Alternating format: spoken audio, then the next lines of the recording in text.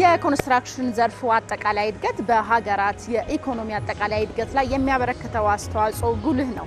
የኢትዮጵያን ብንመለከት እንኳን አጠቃላይ የኮንስትራክሽን ዘርፉ እድገት በኢትዮጵያ አጠቃላይ ሀገራዊ እድገት ላይ እስከ 20% አስተዋጽኦ ሊያደርግ እንደሚችል ነው የሚነገረው። ሰላም ጤና ይስጥልን የተወደዳችሁ ተመልካቾቻችን እንደምን አላችሁ? ሳምንታዊው የውሃ ልክ መሰናዶ ተጀምሯል። በዛሬው የውሃ ልክ መሰናዶ እንግዲህ በመዲናችን አዲስ አበባ ኮንስትራክሽን ዙሪያ የተሰናዳውን የቢግ 5 የኮንስትራክት ኢትዮጵያ የተሰኘውን ኤግዚቢሽን ምን ይመስል ነበር፣ ምን ያህል ተሳታፊዎች ተሳተፉ፣ እንዲሁም ደግሞ በኤግዚቢሽኑ ላይ ምን የግንባታ ግብአቶች ለእይታ በቅተዋል የሚለውን ወደ እናንተ የምናደርስ ይሆናል። እስከ ፕሮግራሙ ፍጻሜ አብራችሁ ቆዩ።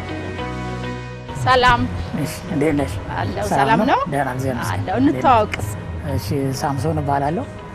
ቬኪዩፕ ኤልኤልሲ የሚባል የዱባይ ድርጅት ነው ይሄንን ያቀረበው።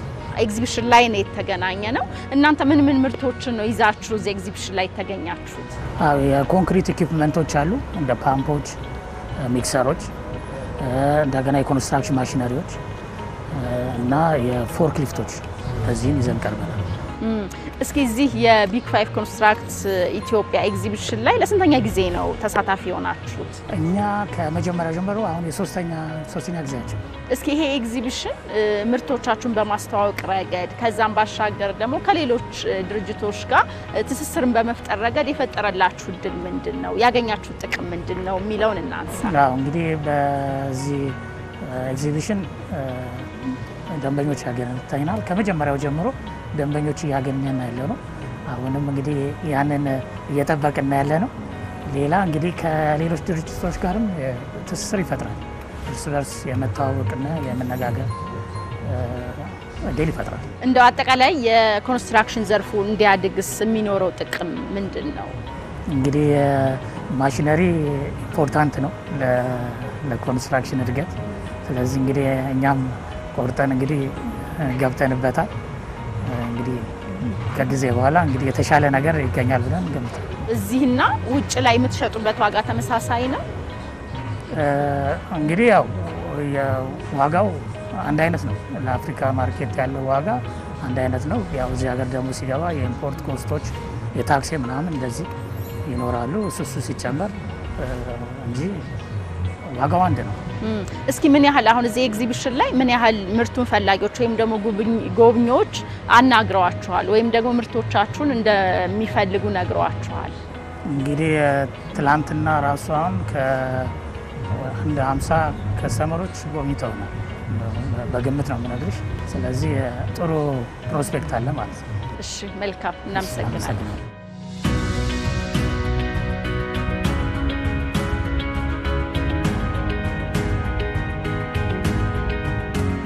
ሰላም ዜናች ሰላም ነው አለው። እዚህ ያገኘነውና እንተዋወቅ እስኪ በቅድሚያ። በቃሉ እባላለሁ። የቢዝነስ ኮንሰልቲንግ እና አድቫይዚንግ ላይ ነው የምሰራው። ይሄን መሰል የኮንስትራክሽን ግብአት ኤግዚቢሽኖች ያላቸው ጥቅም ምንድነው ትላለህ? የሰፕላይ እና ዲማንዱን ጋፕ ለመሙላት በዛ መሀል ያለውን ጋፕ ለመሙላት የሚደረገው ጥረት ላይ ትልቅ ሚና አላቸው የምናስበውና እንደዚህ አይነት ትልቅ ኤግዚቢሽኖች ወደ ሀገራችን መምጣታቸውም ሪሞትሊ ኢትዮጵያን ማርኬት አክሰስ ያደርጉ የነበሩ ትልልቅ ድርጅቶች በቅርበት ከደንበኛው ከክላይንቱ ጋር ተቀራርበው ያሉትን ኦፖርቹኒቲዎች በደንብ ማየት እንዲችሉና በተለይ ደግሞ ሀገሪቷ ባለችበት አሁን ሲቹዌሽን ኮንስትራክሽን አንደር ኮንስትራክሽን ያለችውና ያንን ጋፕ በአቅርቦት እና በተለያዩ ቴክኖሎጂካል ሰፖርቶች ለመሙላት የሚያስችል ትልቅ እድል ነው።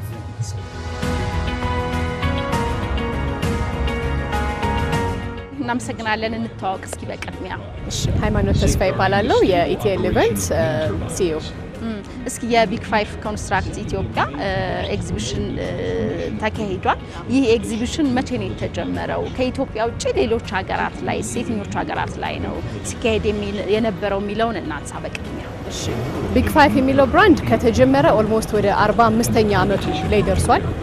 የመጀመሪያ የተነሳው ዱባይ ነው UAE ላይ የሚካሄደው አሁንም ቢግ 5 ግሎባል የሚል ትልቅ ኢቨንት በየአመቱ ዲሴምበር ላይ ዱባይ ይካሄዳል ከዛ ውጪ ግን የተለያዩ ሀገሮች ላይ በመሄድ ሚድል ኢስት እና አፍሪካ ሀገሮች ውስጥ በመምጣት ወደ 13 ሀገሮች ላይ ዓለም ላይ ይካሄዳል ከዛ ውስጥ ኢትዮጵያን ጨምሮ ኬንያ ሳውት አፍሪካ ናይጄሪያ ግብጽ የመሳሰሉት ሀገሮች ላይ ይካሄዳል በአጠቃላይ ዓለም ላይ ወደ 13 ሀገሮች ላይ የሚካሄድ ብራንድ ነው ቢግ 5 የሚባለው የኮንስትራክሽን ኢቨንት ብራንድ በዚህ ኤግዚቢሽን ላይ ምን ነገሮች ናቸው ለይታ የበቁት ምን ያህል ተሳታፊዎችስ ናቸው የተሳተፉት ከየትኞቹ ሀገራት ነው የመጡት ወደ 20 ሀገራት አሳትፈናል በአጠቃላይ እነ ተርኪ ጣሊያን እና ቻይና የመሳሰሉ ሀገራት በፓቪሊየን ደረጃ ግሩፖቻቸውን ይዘው መጥተዋል ከዛ ውጪ ከራሻ ተሳታፊዎች አሉን የኮሪያ ሪፕሬዘንታቲቮች አሉን ከጀርመን የመጡ ድርጅቶች አሉ ከሳውዲ አረቢያ ከUAE የመጡ ድርጅቶች አሉ በአጠቃላይ ወደ 20 የሚሆኑ ሀገራት አካባቢ ተሳትፈዋል እዚህ ላይ ከፕሮዳክት አኳያ ቢግ 5 የሚይዘው አብዛኛው የኮንስትራክሽን ፕሮዳክት ነው የኮንስትራክሽን ግብአት የሚሉትን ነው በአብዛኛው የሚይዘው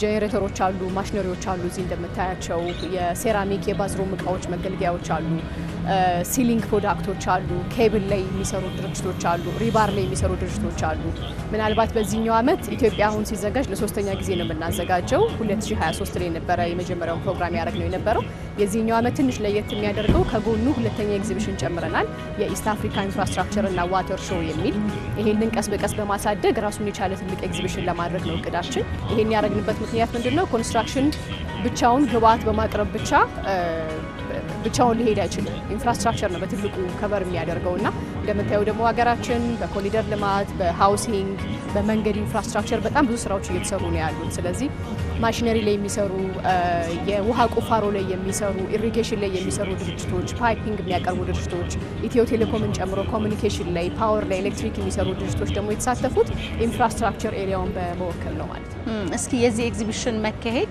የኮንስትራክሽን ኢንዱስትሪ ላይ ይዞት የሚመጣው ጥቅም ምንድነው በዋነኝነት የዓለም አቀፍ ልምዱን ዓለም የደረሰበትን የኮንስትራክሽን ኢንዱስትሪ ሀገር ውስጥ ያሉት ደግሞ ድርጅቶች አንድ ላይ እንዲያውቁት ለማድረግ ነው ቢግ 5 ወደዚህ እንዲመጣ የሆነበት ዋናው ምክንያት አብዛኛው ኢትዮጵያዊ ወይም አብዛኛው አፍሪካዊ ሶርስ የሚያደርገው ከቢግ 5 ኢቨንት ነበረ ግሎባል ላይ ዱባይ ላይ ከሚካሄደው ኢቨንት ማለት ነው ስለዚህ ከዚህ ወደዛ ሄደው እቃዎችና ቴክኖሎጂዎችን ወደዚህ ሀገር ሶርስ የሚደረግ ከሆነ ያንን ፕሮግራም በሙሉ ሀገር ውስጥ ይዘን ብንመጣ ሀገር ውስጥ ላሉ የኮንስትራክሽን ሙያ ላይ የተሳተፉ ድርጅቶች ገንቢዎች ባለሙያዎች በጠቅላላ ግብአቶችን በማሳየት አዳዲስ ቴክኖሎጂዎችን በማቅረብ ከኢንተርናሽናል ካምፓኒዎች ጋር እንዲገናኙ በማድረግ ከትሬድ ጀምረን ወደ ጆይንት ቬንቸር ከዛ ደግሞ ወደ ኢንቨስትመንት መሄድ የሚችል ኮኔክሽን የሚፈጥር ፕላትፎርም ነው ከትሬድ ጋር በተያያዘው ካለው ጠቀሜታ በተጨማሪ የሰርቲፋይድ ፕሮፌሽናል ዲቨሎፕመንት ፕሮግራም አለ ጎን ለጎን የምናዘጋጀው እሱን የምናደርገው ምንድነው እንደምናውቀው ኢትዮጵያ ውስጥ የህዝብ ቁጥራችን እያደገ ነው ብዙ አርኪቴክቶች ብዙ ሲቪል ኢንጂነሮች ብዙ ኤሌክትሪካል ኢንጂነሮች በየአመቱ የተመረቁ ነው ስለዚህ እነሱ የሚገቡበት የስራ ዘርፍ ላይ በደንብ ኮምፒተንት መሆን ይኖርባቸዋል ኦሬዲ እየሰሩ ያሉትም ደግሞ ባለሙያዎች ፕሮፌሽናሊ ራሳቸውን ዲቨሎፕ ማድረግ ይኖርባቸዋልና ይሄ በዓለም አቀፍ ኤግዚቢሽን ላይ የተለመደ ነው የኮንቲኒየስ ፕሮፌሽናል ዲቨሎፕመንት ፕሮግራም የሚለው ብዙ የተለመደ ነው ባለሙያዎች እየሄዱ አዳዲስ እውቀቶችን እያገኙ ሰርቲፊኬት እያገኙ ፖይንቶቻቸውን ከፍ የሚያደርጉበት ፕሮግራም ነውና የዛሬ 3 አመት ኢትዮጵያ ላይ ጀምረናል አሁንም አለ አሁን በዚህ በ3 ቀን ፕሮግራም ውስጥ ወደ 30 የሚሆኑ ሰርቲፋይ የሚያደርጉ ፓናሎች ቶኮች ስልጠናዎች ይኖሩናል ማለት ነው እዚህ ጋር ስለዚህ ጠቀሜታው ከንግዱ ማህበረሰብ በተጨማሪ ለፕሮፌሽናሉም ደግሞ እውቀቱን የሚያሳድግበት አዳዲስ ወርክሾፖችን በመሳተፍ ከተለያዩ የሴክተሩ ሊዶች ጋር የሚገናኝበት ኔትወርክ የሚያደርግበት ፕሮግራም ነው የሚሆነው የሲቪል እስኪ ብዙ የግንባታ ምርቶችን በአንድ ቦታ ላይ በማግኘት ረገድም አስተዋጽኦ የሚኖረው ይመስለኛል ከዛም ባሻገር ደግሞ አዳዲስ ወደዚህ ወደ ማምረት ስራ የሚገቡ ሰዎችንም በማነቃቃት ረገድ አስተዋጽኦ ይኖረዋል ብዬ አምናለሁ እና እሱንም እናንሳስ ዴፊኒትሊ እኛም ይሄን ፕሮግራም ስንጀምር መጀመሪያ ፎከስ ያደረግነው የነበረው እንዴት ነው ኢትዮጵያን ወደ ማምረት ውስጥ የምናስገባው አንደኛው ነገር ምንድነው አዳዲስ ማሽነሪዎችን ወጪ ቆጣቢ የሆኑ ማሽነሪዎችን እነሱ ወደ ሀገር ውስጥ ማምጣት ነው የኢቨንት ላይ የተለያዩ ቻሌንጆች ስላሉ ሁሉንም ማሽነሪ ከውጪ ለማምጣት ትንሽ አስቸጋሪ ነው ብዙ መስተካከል ያለባቸው ነገሮች አሉ ከከስተምስ ጋር በተያያዘ እቃዎችን ማሽነሪዎችን ለማምጣት ትንሽ አስቸጋሪ ነው ግን ድርጅቶቹን ይዘናቸው መተናል ቴክኖሎጂዎቹን ይዘን መተናል ምክንያቱም ውጪ ያለውን አሁን እነሱ ወደ ሰስተናቢሊቲ ሄደዋል እኛ ደግሞ ገና እሱ ጋር ለመድረስ ደግሞ እየሞከርን ያለ ነውና ያንን ልምድ የግዴታ መያዝ ይኖርብናል ከነሱ ጋር መገናኘት ይኖርባቸዋል ምርቱን ለማፋጠን ወይም ደግሞ አገር ውስጥ ያለውን ባለሙያ በደንብ የተሻለ መስራት እንዲችል ለማድረግ ማሽነሪ የሚያመርቱ አዳዲስ ቴክኖሎጂዎችን የሚሰጡ ድርጅቶችን ማምጣቱ በጣም ኢሴንሻልና ኢምፖርታንት ነው የሚሆነው ከዛ አኳያ ብዙ የተሳተፉ ድርጅቶች አሉ እሱም አንዱ የኢቨንቱ ዓላማ ነው አገር ውስጥ ያለውን ምርት በማሳደግ ጆይንት ቬንቸርን በማድረግ እኛ እንኳን ኢቨንቱን ከጀመርን በኋላ ኦልሞስት ወደ 3 ካምፓኒዎች ሎካል እና ኢንተርናሽናል ካምፓኒ በጆይንት ቬንቸር ስራ ጀምረዋል። ስለዚህ እሱ ላይ የሚኖረው አስተዋጽኦ ጥሩ ነው ብዬ አስባለሁ። የኮንስትራክሽን ኢንዱስትሪው ማደግ አጠቃላይ የሀገር እድገት ላይም የራሱ አስተዋጽኦ ይኖረዋል እና ይሄ ኢቨንት እንደው በሀገር እድገት ላይ ይዞ የሚመጣው ጥቅም ምንድነው ታያለሽ? እዚህ ቦታ ላይ ለ3 ቀን ሁሉም ባለሙያ ፖሊሲ ሜከርም ፕራይቬት ሴክተርም ኢንተርናሽናል ቢዝነስ ሊደርም አንድ ላይ የሚሰበሰብበት ቦታ ነው። ስለዚህ ከዚህ ሴክተር ጋር በተያያዘ የሚያወሩት የሚቀጥሉትን አካሄዶች የሚወስኑበት ቻሌንጆቻቸውን ዲስከስ የሚያደርጉበት ፕላትፎርም ነው። እኛም በዋናነት ኢቨንቶች ወይም ትሬድ ፌሮች ይጠቅማሉ ብለን ሴክተር ፎከስ አድርገን የምናመጣው አሁን ኮንስትራክሽንና ኢንፍራስትራክቸርንም እየለየን ያለ ነው። በየሴክተሩ ብዙ ማደግ ያለባቸው መነካት ያለባቸው ነገሮች ስላሉ ከላይ ብቻ ሰዎች መተው አይተውት እንዳይሄዱ ዲፕ ኢንሳይድ ለሴክተሩ ኢምፓክትፉል የሆነ ቫልዩ መስጠት እንድንችል ነው ኢቨንቶችን ሴክተር ፎከስ እያደረግን ባለሙያዎችን የምንሰበስብ ያለ ነው። በባለፈው ዓመት ኤግዚቢሽን ኦልሞስት 8600 ጎብኚዎች አካባቢ መተው ነበረ በ3 ቀን ፕሮግራም ላይ ማለት ነው። ፎከሳችን ቁጥር ብቻ አይደለም። ፎከሳችን መወለስ ኢምፓክት ነው። እዚህ ሀገር ላይ ያለ ኮንስትራክሽንና ኢንፍራስትራክቸር ሴክተር ላይ የሚሰሩ ሰዎች በጠቅላላ መገናኘት ሲችሉ ፕሮብሌሞቻቸው ላይ ሶሉሽን መፍጠር ሲችሉ አዳዲስ ቴክኖሎጂዎችን ማወቅ ሲችሉ ሌሎች ሀገሮች የሚሰሩበትን ቴክኖሎጂና ልምድ መለዋወጥ ሲችሉ that's how economy is growing that's how ቻሌንጆች የሚፈቱበት ፕላትፎርሞች የሚፈጠሩት ከዚህ የተነሳ ነው። ስለዚህ ለሀገር እድገት ትሬድ ፌር በተለይ ደግሞ ሴክተር ፎከስ የሆኑ ትሬድ ፌሮች በጣም ጠቀሜታ ይኖራቸዋል። አሁን ከነገርኩሽ ነገሮች አባይካ እናመሰግናለን። ቴንክ ዩ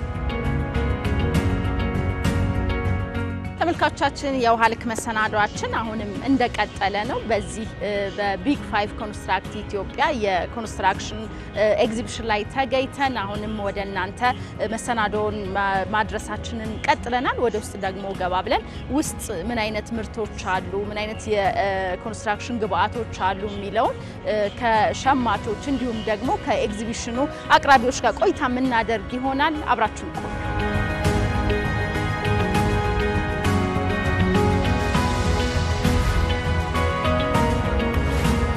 እናመሰግናለን። እንተዋወቅ በቀድሚያ። ዮሐንስ ጥላውን እባላለሁ የጆቱን ኢትዮጵያ ሲኒየር ሴልስ ኤግዚኪዩቲቭ። ኤግዚቢሽን ላይ ነው የተገናኘ ነውና እናንተ ምን ምርቶችን ነው ይዛችሁ እዚህ መጣችሁ? አሁን ይዘን የመጣ ነው ቀለሞች ነው እና በቅርቡ ላውንች ያደረግናቸው ወይም የለቀቅናቸው 3 ቀለሞች አሉ። እሱን እያስተዋወቅን ያለ ነው። እስኪ እንደው ይሄ ኤግዚቢሽን ምርቶቻችሁን እንድታስተዋውቁ የኮንስትራክሽን ኢንዱስትሪው እንዲያድግ ደግሞ ያለው ጥቅም ምንድነው ትላለህ? የኛ የጠቀመን ቢግ 5 ዋናው ዓላማው ሰዎችን ማገናኘት ነው። ውጭ ላይ ልናገኛቸው ያልቻልናቸውን ቀለም ቀቢዎችን፣ ኮንትራክተሮችን፣ ኢንጂነሮችን በአንድ ቦታ ላይ አግኝተን የእኛንም ፕሮዳክቶችን በደንብ ለማስተዋወቅ ረድቶናል። የኮንስትራክሽን ኢንዱስትሪው ማደግ አጠቃላይ ለሀገር ኢኮኖሚም የራሱ አስተዋጽኦ ይኖረዋል እና ያንንስ እናንሳስ? ያው እንደኛ የሀገሪቷ የኮንስትራክሽን ኢንዱስትሪ ማደጉ የውጭ ካምፓኒዎች ወደ ሀገሪቱ መምጣታቸው ፕሮባቢሊቲ ከፍ ያለ ነው የሚሆነው። ለዛም ነው ጥራት ያላቸው ድርጅቶች አሉ ውጪ እዚህ ልናገኛቸው ማንችላቸውን ኳሊቲዎች የሚያመርቱ እነሱ ወደዚህ ከመጡ የኮንስትራክሽን ኢንዱስትሪ ይሰፋል፣ ያለውም ጥራት ይኖራል ማለት ነው። ለስንተኛ ጊዜ ነው እዚህ ኤግዚቢሽን ላይ ስትሳተፉ? አሁን ስንሳተፍ ሁለተኛ ጊዜያችን። ባለፈው ዓመት ነው የቀረብነው። ባለፈው ዓመትም አዳዲስ ፕሮዳክቶችን ይዘን ነበር የመጣ ነው። የዛን የውስጥ ቀለሞችን ነበር ያመጣ ነው። ዛሬ ደግሞ 3 የውጭ ቀለሞችን ይዘን መጥተናል። እስኪ እንደው ይሄኛው ኤግዚቢሽን ከፊቶቹ በምን ይለያል? ከዚህ በፊት የተሳተፋችሁባቸው ኤግዚቢሽኖች ይዘውላቸው የመጣዋቸው እድሎችስ ምንድን ናቸው? እድሎቹ ቅድም እንዳልኩት ብዙ ሰዎችን ነው ልንተዋወቅ የቻልነው። ከአዲስ አበባ ብቻ ሳይሆን ከክልልም የመጡ አሉ፣ ከውጭም የመጡ ሰዎች አሉ። ሁሉንም በአንድ ቦታ ላይ አግኝተናቸዋል። ከባለፈው የሚሻለው እኛም ባለፈው የመጀመሪያችን ስለነበር ጠበብ ያለች ቦታ ነበር ያዝነው። አሁን ሰፋ አድርገን መጥተናል። ብዙም ዲስፕሌዎችን አምጥተናል። ይህም ሰዎችን አሳይተን ምን እንደሚመስል ገልጸንላቸው ተስማምተን መሄድ ችለዋል። መልካም፣ እናመሰግናለን።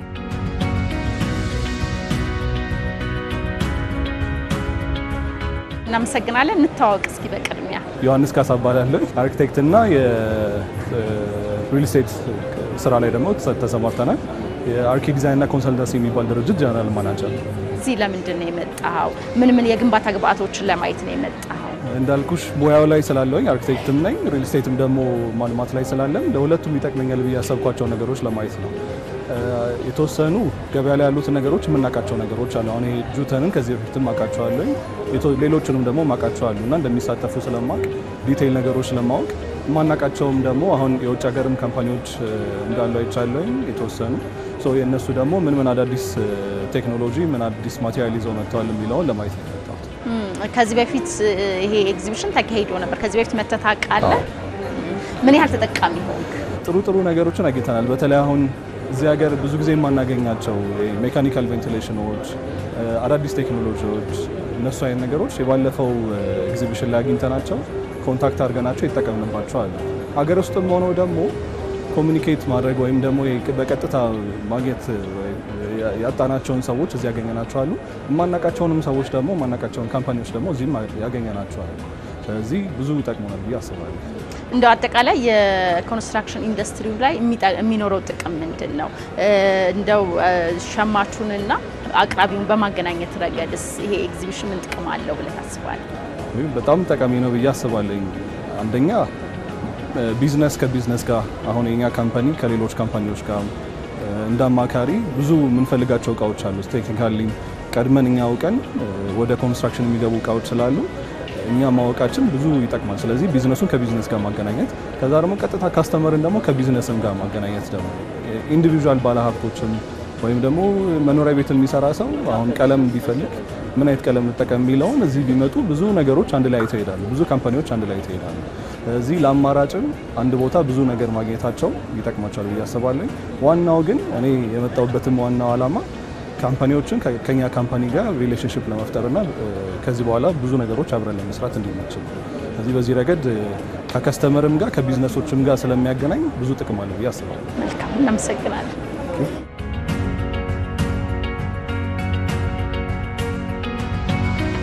እናመሰግናለን። እንታወቅ በቅድሚያ። ሊዲያ ዮናታን እባላለሁ። በሬድ ፎክስ ኤሌክትሮሜካኒካል ኢንጂነሪንግ ውስጥ የፕሮጀክት ዴቨሎፕመንት ዲፓርትመንት ሄድ ነኝ። ዛሬ ወደዚህ ይዘን የመጣነው ሶሉሽናችን ለማስተዋወቅ ኢንተግሬትድ የሆነ ቢልዲንግ ማኔጅመንት ሲስተም ብለን የምንጠራው ነው። ወይንም በአንድ ስማርት የሆነ ቢልዲንግ ሊኖረው ይገባል ተብሎ የሚታሰበውን ሲስተሞች በሙሉ በአንድ ላይ በአንድ ፕላትፎርም ወይንም በአንድ ሴትአፕ ማኔጅ መደረግ የሚችልበትን የቢልዲንግ ማኔጅመንት ሲስተም ነው ይዘን የገባ ነው ማለት ነው። እስኪ ምን ይሄ ሲስተም ምን ነገሮችን ያካትታል? እዚህ ጋር ለማሳያነት ይዘን የመጣ ነው። ምናልባት አክቲቭሊ እየሰራ ያለው ካሜራው አለ። የብዙ ህንጻዎች ላይ የምናየው ለደህንነታችንን ለመጠበቅ የምንጠቀምበት የሴኩሪቲ ካሜራ አለ። በመቀጠል የአክሰስ ኮንትሮል ሲስተም አለ። አክሰስ ኮንትሮል ሲስተም ብለን የምንጠራው ወደ በህንጻችን ውስጥ በቤታችን ወር በኦፊሳችን ውስጥ ያልተፈቀደላቸው ሰዎች መግባት እንዳይችሉ በራችንን በአሻራ በካርድ ወይንም በፒን መቆጣጠር የምንችልበት ሲስተም ነው።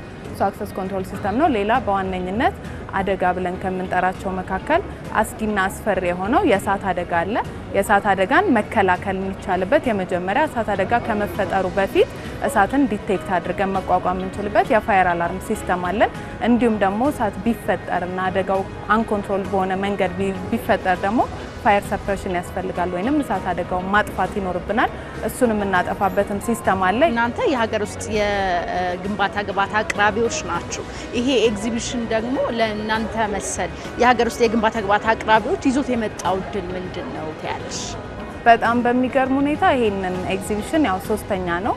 እኛ ግን ኤግዚቢሽኑ ላይ ስንገኝ የመጀመሪያው ነው። በጣም ብዙ ኦፖርቹኒቲዎችን የከፈተ ሰውም ኢቭን ይሄ ተጋላጭነቱን እኛም ስላላገኘን ከሰዎችም ጋር መገናኘት እድሉ ስላልነበረን ነው እንጂ ሁሉም ለእንደዚህ አይነት ቴክኖሎጂዎች በጣም ፍላጎትና ተቀባይነት ያለው እንደሆነ ያየንበት መድረክ ነው።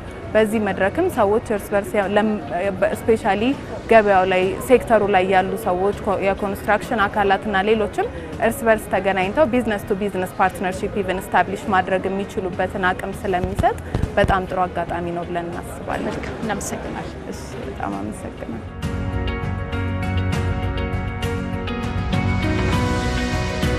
እኔ የምሰራው እንግዲህ ኤሌክትሮሜካኒካል ኢንጂነሪንግ ጋር ነው። ከዚህ ጋር በተገናኘ ያሉትን ስራዎች ነው እየጎበኘ ያለው። እዚህ ያገኘንህ እያየህ ነውና ምንድን ነበር እያየህ ነበር? እዚህ እንግዲህ ሬድ ፎክስ ኢንጂነሪንግ ጋር እያየሁ የነበረው የሲሲቲቪ ካሜራዎች፣ አክሰስ ኮንትሮል ሲስተሞች እና የፋየር አላርም ሲስተምን እንዲሁም ስማርት ሳተላይት ቲቪ ሲስተምን እሱን እየጎበኘ የነበርኩት እና በፊት ከማቀው የነበሩ ነገሮች ተጨማሪ አዳዲስ የሲስተም እንትሮችን አግኝቼበታለሁ እነሱ ጋር።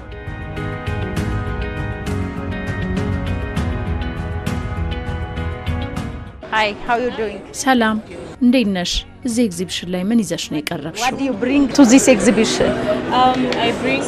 እዚህ ኤግዚቢሽን ላይ የውሃ ፓምፕ ነው ይዘን የቀረብነው። ዋናው ቢሮአችን ዴንማርክ ነው፣ ግን በመላው ዓለም በርካታ ቢሮዎች፣ ማምረቻና መገጣጠሚያ ፋብሪካዎች አሉ። በዚህ ኤግዚቢሽን ላይም ለግንባታ አገልግሎት የሚውሉ የተለያዩ አይነት የውሃ ፓምፖችና መለዋወጫዎችን ይዘን መጥተናል። ደንበኞች እናገኛለን ብለንም እናስባለን። We are the manufacturers of HDP and PVC pipes and fittings. መቀመጫችን ዱባይ ነው። ከዱባይ እዚህ ድረስ የመጣ ነው ምርቶቻችንን ለማሳየት አከፋፋዮችንና ገዢ ለማግኘት ነው። እዚህ ሀገር ለሚገኙ አንዳንድ ፕሮጀክቶች ምርቶቻችንን እናቀርባለን። እኛ የምናመርተው ለተለያዩ አገልግሎቶች የሚውሉ የፍሳሽ ማስወገጃ ቱቦዎችና መቀያየሪያዎችን ነው። UPVC pipes also we manufacture, UPVC fittings also we manufacture.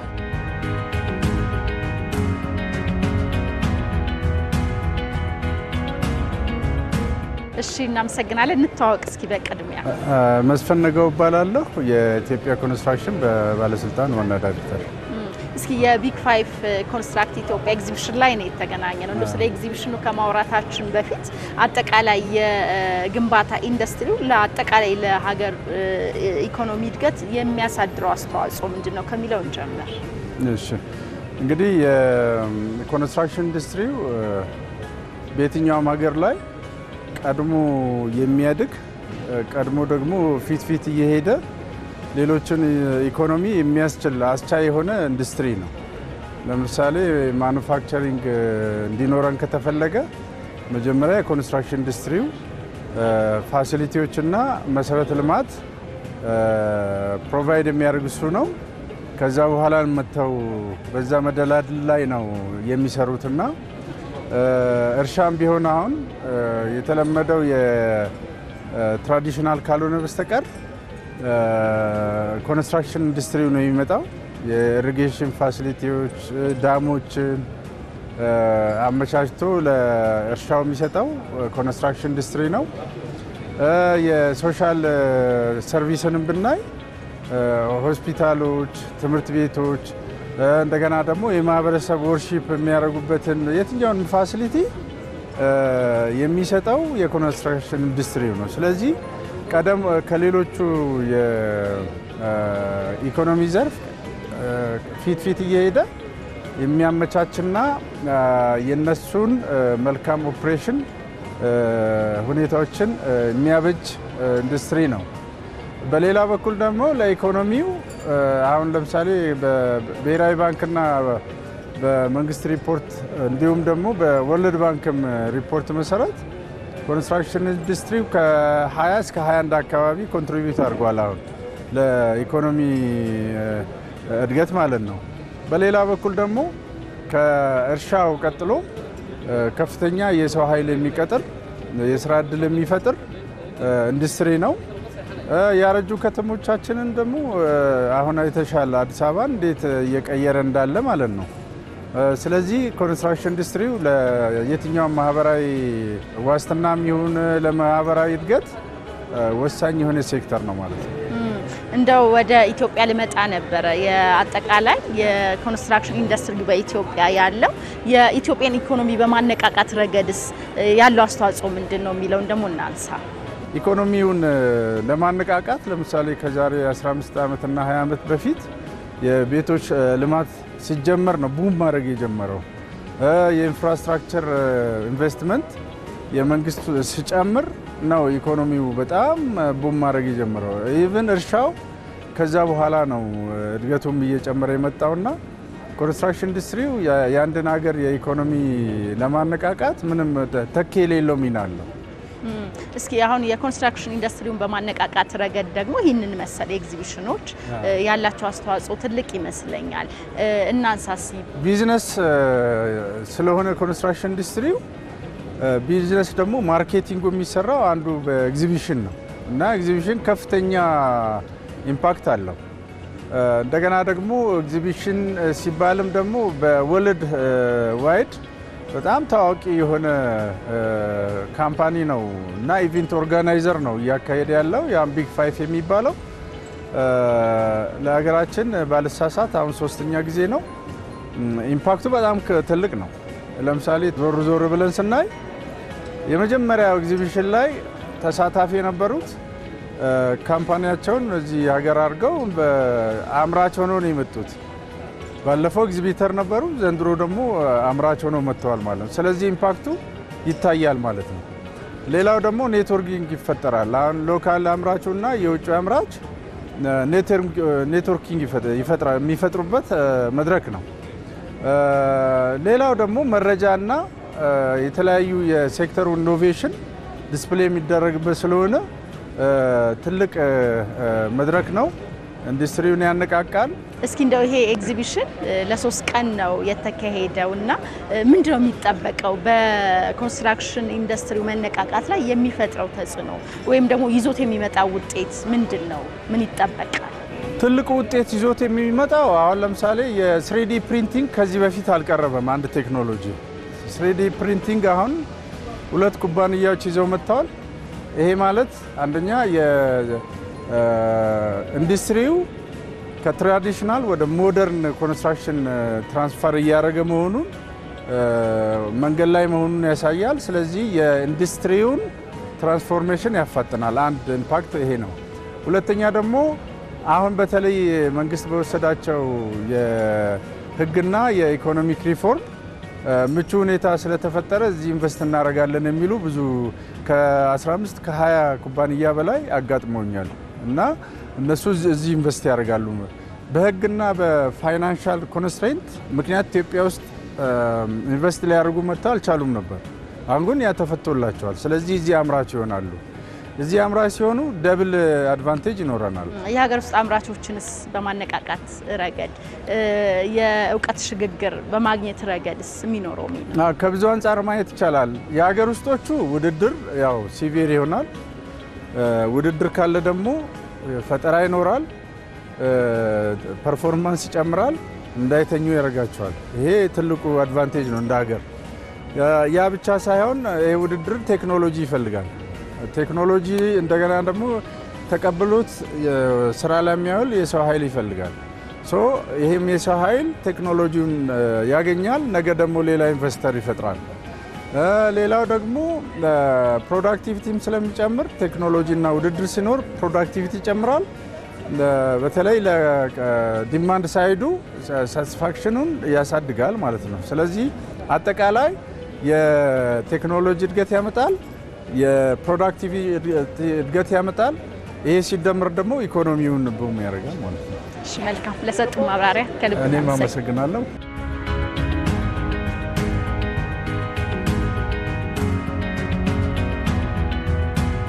የተወደዳችሁ ተመልካቾቻችን ሳምንታዊ የውሃ ልክ መሰናዶ በቢግ 5 ኮንስትራክት ኢትዮጵያ የኮንስትራክሽን ኤግዚቢሽን ላይ ተገኝቶ የኮንስትራክሽን እቃ አቅራቢዎችን እንዲሁም ደግሞ ጎብኚዎችን በማናገር ወደ እናንተ ሲደርስ ቆይቷል።